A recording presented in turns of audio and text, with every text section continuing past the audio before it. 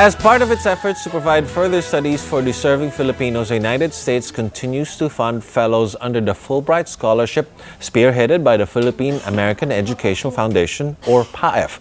While continuing to strengthen links with the academic and policy community, PAEF aims to broaden partnerships with the private sector and build connections with various groups to help them recruit the best young leaders and professionals for the service of Philippine and American societies. All right, now joining us today to tell us more about the Fulbright scholarships are Dr. Esmeralda Cunanan, Executive Director of the Philippine American Educational Foundation, Ms. Chichi Fajardo Robles, the President of the Philippines Fulbright Scholars Association of the Philippines, and Senior Superintendent Romel Miranda, the first police official to be accepted as a Hubert Humphrey Fellow. Good morning. Thank you very much for joining us in the program. We were asking about it. I mean, we've heard of the Fulbright scholarship and how difficult it is and how limited it can accept just a limited few into the scholarship. But tell us more about what the Fulbright scholarship is. Let me just say, Ron, that we are with the Philippine American Educational Foundation, and we are a non-profit, binational organization that is supported by both the governments of the U.S. and the Philippines. Okay. And we administer the flagship program, as you mentioned, the Fulbright program, the Hubert H. Humphrey Fellowship Program, and all other international exchange initiatives. And our scholars are selected based on open competition and also based on merit. And so we are aggressively recruiting for deserving professionals, students who would like to pursue studies, graduate studies in the U.S., and for senior or faculty members to pursue advanced research or lecture in the United States. Okay, so the Hubert H. Humphreys program falls under the Fulbright scholarship. Yes, it does. And as you mentioned during the interview, that Colonel Miranda is the first official from the PNP to receive a Humphrey Fellowship, and he did a fellowship, a Humphrey Fellowship at the University of Minnesota, and he pursued law and human rights at the University of Minnesota. And to his credit, he also was able to get or obtain his LLM at the University of Minnesota while doing a 10-month program of Humphrey Fellowship at the University of Minnesota. And I understand you were just with one other Filipino for this year or for last year? There were 5 more. Oh, there were 5 more, okay. Yeah. It was a record breaking number for the Filipinos. It was the first time that there were 6 Humphrey Filipino scholars sent to the U.S. And how does it feel to become to have that honor of having a Fulbright scholarship and being a Humphrey Fellow? I don't know. It's really more of an exciting experience for me. I really look forward to it and really learned a lot there. In fact, the exposure with other international fellows would actually bring a lot of insights and a lot of learnings from other countries. And ang kwento pa is this is the second time you've tried. I think you were accepted before, but you weren't able to go. Yeah, because of there was a problem in the U.S. Embassy regarding the processing of my visa, and the approval came very late. So so I had to reapply. So reapplication back to zero. Reapplied and was accepted. I mean, it's there's so many feathers in your cap, Colonel. You reapplied, you were reaccepted.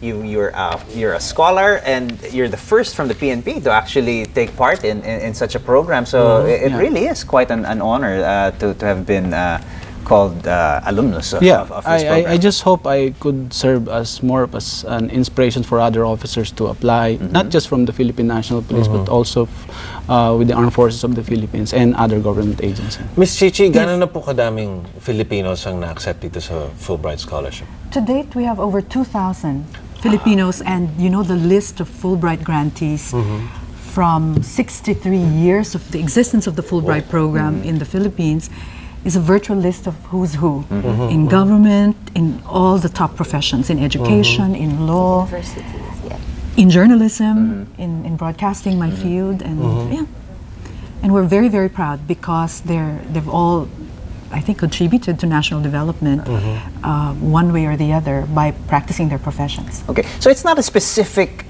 program or specific curriculum that you attend. I mean, it depends on your area of interest and your area of expertise that the program supports you in further studies. When I applied, there were very few opportunities for people in the media to get in, but I was encouraged because the field is really wide and deep: arts and humanities, culture, social sciences, etc. So I gave it a try, and I was a little hesitant because I was very active in my broadcast career then. But I thought that pursuing studies abroad, which could be very pricey if you were to spend it on your own, was really a rare privilege. So I took a leave from my broadcast career, went there to study, and came back and resume my practice. Give us an idea how much it would cost now if you want to study abroad. And as you're very well aware of, most Filipinos would like to go to Harvard. Of course. And or the That's one of my dreams.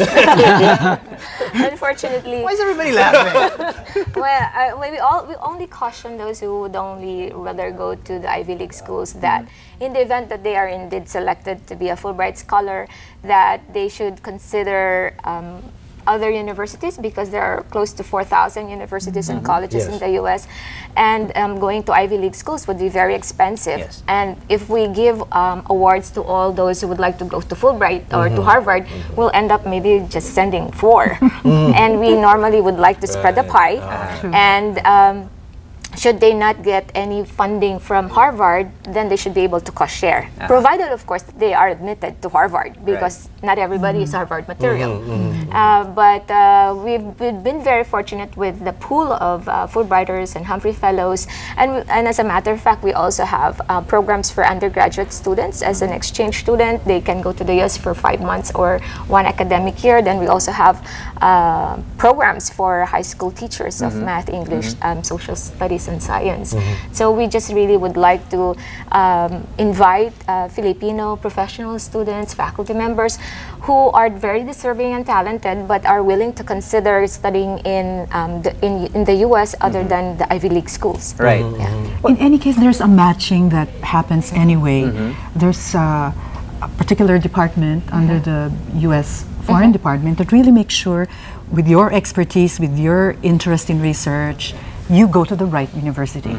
Oh, okay. It must have been quite an enriching experience. I mean, because for those people who can afford to go and study in the U.S., many people have the privilege and the opportunity to go to the U.S. But certainly going there as a fellow is something different. It really must be all the more enriching, all the more satisfying, and the fact that you come back and share that expertise that you learned from there. Absolutely, and the chance for you to educate the Americans that you deal with. Many of them haven't even heard about the Philippines. Many of them don't even know that Filipinos speak good English. Right. Senior Superintendent Miranda Plagbearer natin. Oh. And you wouldn't believe it, at one point there was a Filipino who was asked, "Are there cameras in the Philippines?" Like, and of course, their eyebrows were just like... So well, it really does. It really does reflect the fact that it is in essence an exchange program of sorts, because I mean, you really are exchanging expertise, exchanging cultures, exchanging. Tell us about that part. That must have been one of the more enriching parts, because you're dealing with people who as was mentioned by Dr. Cananan, aren't used to seeing Filipinos. I hate to generalize, but excel and be as good as we can be. For the Humphrey Fellowship, aside from the academic load that you have, one of the positive side of it is really the cultural exchange. We have a host family that actually takes care of us in a way, and you really develop a network through them. And at the same time, in my experience, I've been to 11 states in the US in with barely 10 months. Most Americans don't have that experience, and the number of people that you meet or interact with, the number of professionals, you actually expand your network and you enrich your professional and personal growth by interacting with a lot of people. And it's really a good thing. In fact, I have a lot of things that I'm bringing with me back here. Of course, I'm able to bring our culture. In fact, we were given opportunities to talk in some of the high schools there and some of the universities for you to interact. And it's funny. Cool. The experience was it's really nice. And talking with high school students.